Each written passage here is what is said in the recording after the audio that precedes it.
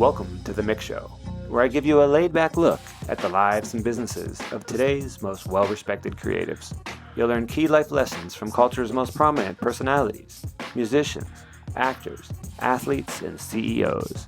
So sit back, relax, and let's get into the show. This is the MICK Show. Welcome back to the final episode of the MICK Show for Season 1. This is our second recap. We've had so many amazing guests this first season, and I hope you checked out last week's first recap featuring everybody from D Nice to Rosgold, Awude to DMC, and so many more. And now we're back for the second part of our recap of Season 1 featuring our final 6 guests. Tyler Mansour from Kith, Jojo, legendary singer, entrepreneur David Meltzer, photographer to literally everybody who's hot in music right now, Brandon Almengo, Clinton Sparks, a super amazing DJ and entrepreneur, and in our final episode of Season 2 was with Rotimi, who's just, you can't really even capture the magic this man does on screen and both on stage and behind the mic and in the booth and all of those good things. So let's get into it. This is recap part 2 of Season 1, that's a mouthful, of The MICK Show. Episode 7 had Tyler Mansour. You might know him from his Instagram, Arab Lincoln. He is basically the guy who has made sneakers look cool on Instagram. Every time you see an amazing picture of a sneaker taken on the gram, just know that this man probably inspired it. He's done all the creative direction for Kith, as well as so many of his own side projects. We'll let him tell you a little bit more about it, but let's check in with Tyler and see how creativity has really inspired his career. Take initiative no matter what the case may be, because look, there is, in my opinion, a right fit for any creative somewhere out there. You just have to find it, right? I think that in a world of like so much instant gratification that we kind of live in now, you know, whether it's like, oh, we want to Google the answer for something real quick, or oh, like I'm gonna double tap this picture to show somebody that I like what they did, you know, like just really quick, you know, like it's a very quick world that we're in.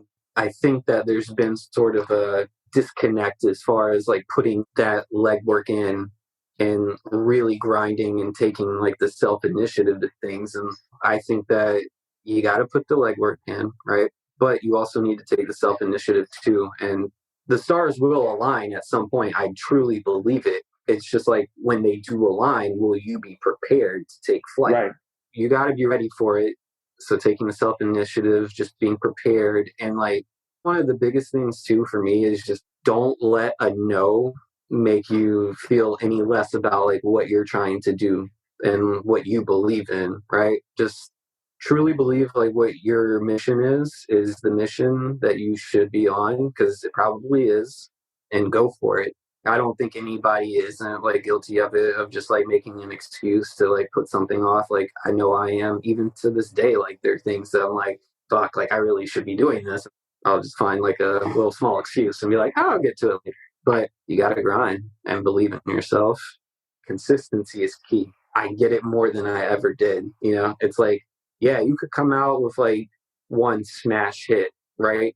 But eventually you're going to have something else to follow that. So like, instead of like making an excuse to like, just like take something that's amateur or whatever, it's like, all right, think of a creative way to make that lace look good in another way then, instead of just like trying to, you know, do what you usually do.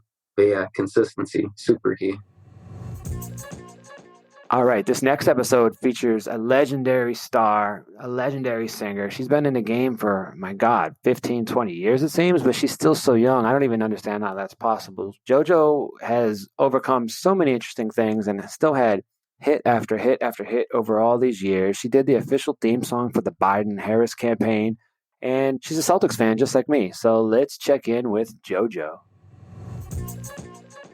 But life never goes how you expect it to. You have to stay like water and go with the flow and sometimes change shape. Like that's what I love to think about water is that, you know, water, when it's ice, it's still water. Water, when it's vapor, is still water. You know what I'm saying? Sometimes you just have to take a different shape, but still be true to yourself and go with the flow. And I'm so grateful because I've been so busy. Things are so uncertain. And when you have so much free time, it can be very daunting. It's really been a saving grace for me to have put this album out and to have my fans receive it the way that they have. And to still have a semblance of that human connection that being an artist gives me, that I normally get from being on the road and like seeing people up close, but communicating with people on the internet and via these apps and stuff has made me still continue to feel like myself and get to still be an artist, just in a different time. Like we have to evolve. So this just kind of forced us into evolution that maybe we would have taken longer. I considered myself gritty, I guess. I considered myself an ethical hustler because I was never like a hustler that would do immoral things. I just mean that like I was a hustler where I would go to the nail salon with my Aunt Connie, like our little local nail salon, and I would know my value, know that I was a good singer as a kid, and ask the ladies, because they'd be like, oh, will you sing for me? And I'd be like, yeah, for $1. That's kind of how I was. Or I would come up with different ideas, little businesses, local things, you know, like making lemonade or things of that nature. The advice that I would give to kids today is, I think confidence matched with passion is what will be able to sustain you. And then also, you know, carving out, developing good work ethic and taking advantage of all the tools that are at your disposal for free. Social media, building up a relationship with a fan base, no matter how big or small. You know, don't undervalue other human beings. When you guys can rally around something that you all dig, that can be really, really powerful. Episode 9 has one of my favorite entrepreneurs in the world right now, David Meltzer. I've read his books, I've checked out his interviews, his podcasts, all his amazing content, and man, this guy inspires me to just do much more with my life, to do better, to just be more mindful, to be more creative, to be more empathetic, to just kill people with kindness rather than show them all of your accomplishments. And, you know, it's not about likes on Instagram. It's about, do you have people who actually like you? David Meltzer lives by that rule. And, well, let's check in and see what he has to say about that. I was starting to tell people, man, don't be a tube. You know, and my uncle had always said, there's too many people on earth that are tubes, right? Their whole being is put it in this tube, let it out the other side of the tube.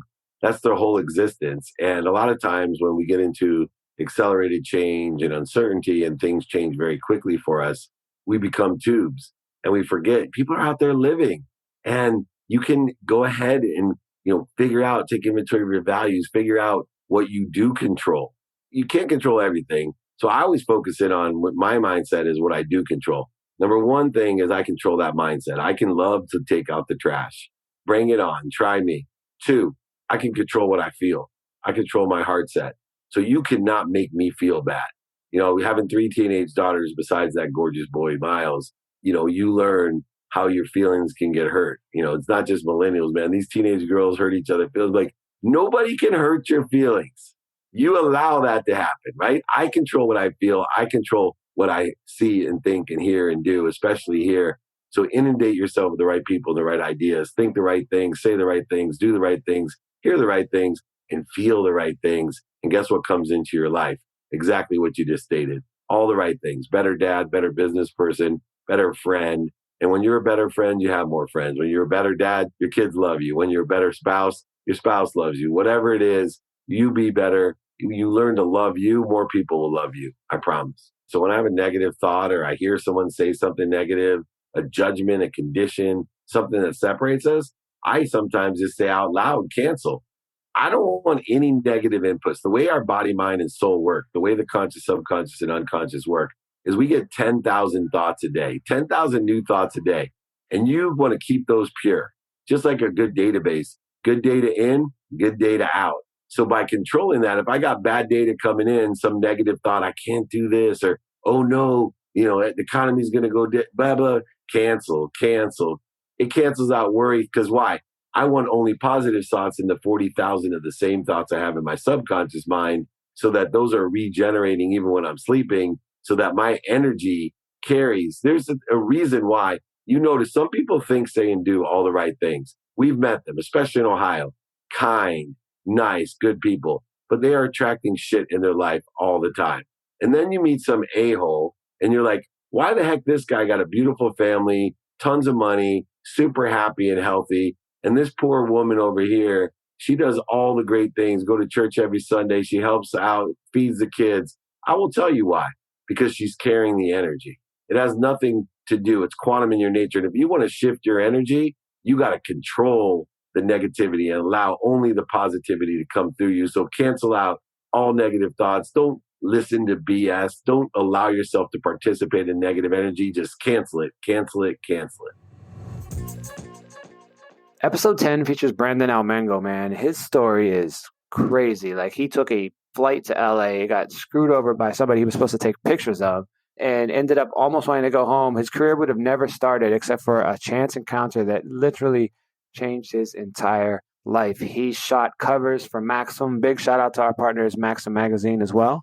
And man, he's worked with Sweetie, he's worked with Migos, he's worked with YG. Brandon is next up to be the most legendary hip-hop photographer in the culture right now. His story is great. I want you to hear a little bit more of it. Let's go. It always gives me goosebumps telling the story all the time because it reminds me of that photo of a guy hitting the wall down, and there was a photo below him of the guy who like hit it one more time and he got all the like diamonds and stuff. But the photo above is the guy like turning back when he could have hit that wall one more time. And this story reminds me of just like never giving up, man. So I pretty much, while I was working my 9 to 5, I spent like over like $800 and some change on a round trip flight weekend for LA. This influencer model at the time, she was like one of the biggest models at that time, to reach out to me. I didn't have $800 to spend for a weekend trip. So knowing I didn't have the money to do it, just to pretty much collaborate with this model for free. All my friends back home would be like, yo, you're dumb. Like, why are you spending money to go shoot someone for free? But they didn't see the bigger picture. To invest in yourself is very important. And that was one of my investments right there, was like investing in trying to work with certain people. So when I went out there, she pretty much didn't respond to me. She didn't respond to my calls, texts. I don't know what I did. She probably just didn't want to work with me anymore. Because at first she wanted to get paid. And I told her, I'm like, hey, I can't pay you, but I can pay my flight and my hotel out there. And she agreed. You do not have to pay a model to shoot. Like, that is the wrong way to go. A model and a photographer is supposed to have a brand paying them, or this is supposed to be a collaborative effort, period.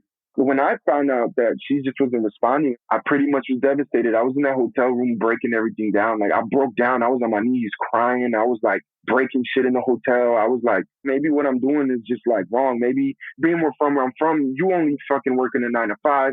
You're selling drugs, but you're dead or in jail. I'm about to just go back home and just fuck this photography shit. Like, I really am. Like, you know, when you have certain moments where that door is shut in your face, man, I'm telling you, like, you got to kick that fucking door down. Because look, me putting in consistent work and me believing in myself, I know exactly I'm going to get into any door that I open. This was just one of the tests of many. Some people might have given up and just been like, word. Like, when I finally decided to look at it from a different perspective, it was like God was talking to me in that room. Like, he literally made me look at it from a different perspective. Like, yo, listen, you'd have a lot more work to do. And if I give you everything you're asking for right now, you're not going to know how to handle it. You're going to mistreat it, misuse it. Like, damn, okay, man, I need a little bit more struggles and obstacles and experiences to really mold me into what I'm praying to be. So once I changed my perspective like that, this one beautiful black model reached out to me. We photographed this Erykah Badu t-shirt that this brand called Geechee. After Erykah Badu reposted it, damn near like, you know, changed my life. And it's like I said it from back to when that guy was hitting the wall, just simply not giving up. Like, you gotta turn a negative into a positive, man, and never give up, bro. Because like, had I went back home, bro, I honestly, like, I would have never even had my child. Clinton Sparks is not just a DJ, he's an entrepreneur. I know it sounds a little bit like my bio, except for Clinton Sparks can also produce. Clinton Sparks has also started a gaming company. Clinton Sparks has done a zillion other things. I look up to this man. I aspire to be somewhat successful like this man. If I could get like a third of his success, I'd feel like I absolutely won my life. He's a super inspirational guy to me. And, you know, if you're not familiar with his name, as he likes to say, get familiar. Because if you're not familiar with actually him personally, you're absolutely familiar with some of the businesses he started, some of the people he's worked with, some of the projects he's put out into the air. Let's talk to Clinton and find out a little bit about how he's done that. Everybody that's won big and understands what it takes to win big. The common denominator, man, is the same in almost every single winner. We all have the same one thing that drives through us. And it's like when you say no, or when you say it can't happen, or like no one else is doing it, that's the stuff that really fucking drives you to really go hard. Especially, I'm a white kid from Boston trying to make it at a time when hip hop was black in New York. So like everything's against me, right? Especially New York and Boston not liking each other. So like, how did that kid who had no connections, no money, no relationships, no nothing make it? Because everybody said I couldn't. Don't get mad when people don't listen when you speak. Instead, learn to speak when people are listening. And I learned that tactic from record labels because executives were fucking dicks, right? And they thought they were on top of the world. And this is at a time when like hip hop was making all the money. And if you were an executive at a Def Jam or Interscope or something like that, you were the man and everyone was sucking you off, right? So I knew what they needed and I knew what they didn't know. So the reason why I was able to excel really fast and continue to move throughout my career, instead of just going there saying, I need this from you, what can you do for me? I always walked in from day one like, what do they need? How do they need to feel? What do I need to do or say to make them feel the way I need them to feel or the way they need to feel in order to want to do the things that I need them to do for me? The word manipulating sounds like a negative word, but you have to really learn the art of understanding how to manipulate. And when you understand how to do that, but with good intentions and for win-win-win scenarios, you really become a superpower. And I think that's one of the values and attributes to myself why I think I've excelled in my career is because I actually do give a shit about other people and I want other people to win. I don't even want to do something with somebody else unless I can make them win just as much as me, if not more than me. So I've never went into a situation like, what can I get out of this? Or what can you do for me without also thinking just as much, how do you win as well? And our last episode for season 1 was with Rotimi. He multi-hyphenated to the extreme. Is he an actor who sings? Is he a singer who acts? Is he both? Why is he so fucking good at both? I can't figure it out, but he is amazing. We're thrilled and honored to close out season 1 with him. And I just want him to tell you a little bit about his story. So let's do it. If people just meet you as an actor, then they're kind of like, oh, there's no possible way he could be good at something else. So it made me dedicate so much of my time and my focus on making sure the music was as good as it possibly could be. When you're creative, you're creative. Me being an R&B singer, me being, a musician in that realm, it's always who I've been. I respect it. I never like putting boxes on anybody. You know what? I want to have one of the biggest records going in the world and be on the #1 show. And we're living it. Just the drive of being a first generation Nigerian. My mom and my dad, they took the education blueprint and said, as hard as you work is as far as you'll go. My mom had me playing the violin, had me playing piano, had me singing in one of the best choirs, the New Jersey Children's Choir, the discipline of education, and so all of that, it made me so multifaceted and I had to give my best in everything because their blueprint was, Rotimi, if you're going to do it, you have to do it well, and that was my thing that I grew up with. And then going to a really good school, like an Ivy League school where I went to Northwestern, that was tough. That showed me how much I really wanted this to be my life because I had a song come out when 2009, my sophomore year. I had a song come out that a lot of college girls really liked. So it had me traveling, but then being a student, then going to the nightlife, little pub, open mic performances, trying to win those, build your name in the city.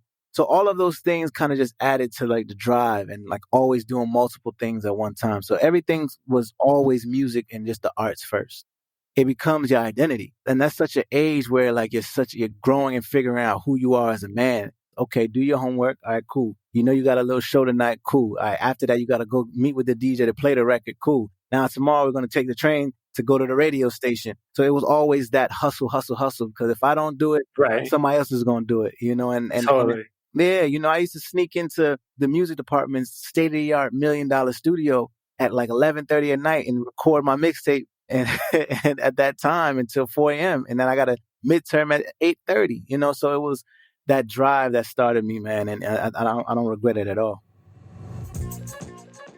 And that's it for season 1 of the MICK Show. We had 12 amazing episodes, 2 recaps. We're so grateful to all of you for taking the time to listen to our show. We're beyond thrilled with the success of season 1. Thank you so much for tuning in. Thank you so much for checking it out. Thank you so much for the support, the emails, the DMs, all of the feedback. We're so grateful. We'll be back in a couple weeks with season 2. So excited to share that guest list with you. And special thank you to MAXIM Magazine for being our partner on this MICK Show journey. We're so grateful for the support you provide us. And man, we are really excited for everybody to hear season 2. Have a great break, and we will be back shortly with season 2 of The MICK Show.